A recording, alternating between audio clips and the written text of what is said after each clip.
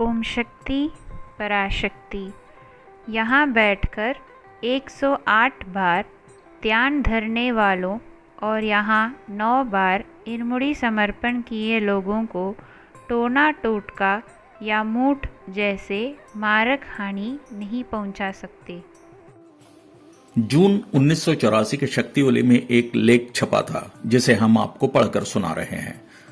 3 साल पहले हमारे घर से वस्तुएं गायब हो जाती थी।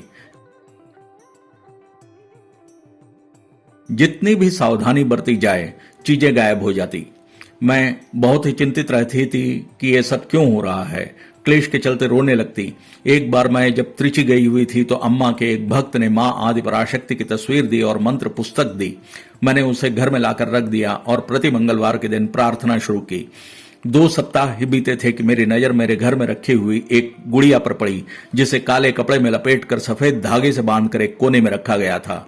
मैं भयभीत हो गई और किसी को बुलवाकर उससे उठाकर फेंक देने के लिए कहा। इसके बाद से गायब हुई वस्तुएं वापस होने लगी। हमारे घर में इधर उधर टहलते समय गायब हुए वस्तुएं हमारे सामने ही आकर गिरती। हमने कुछ मंत्रवादियों को बुलाकर घर में पूजा करवाया पर कोई फायदा नहीं हुआ। अधिक तो कुछ नहीं हुआ पर हमें डर और सताने लगा। इन सब के बाद हम मेलमरवत्तूर अम्मा के पास दिव्य वाक्य सुनने गए। अम्मा ने कहा, हे पुत्री, ढोलक की कुटाई दोनों तरफ से होती है। इसी प्रकार तुम्हारी जीवनी में भी हो रहा है।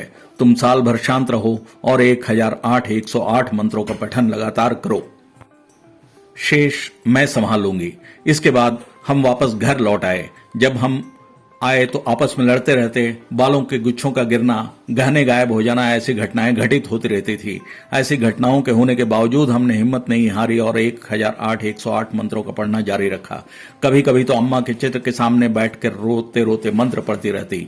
एक बार जब मंत्र पढ़ते पढ़ते धूप लोबान की आरती कर रही थी तो भय मन में समाने लगा कि यह आग सारे घर को जला देगी।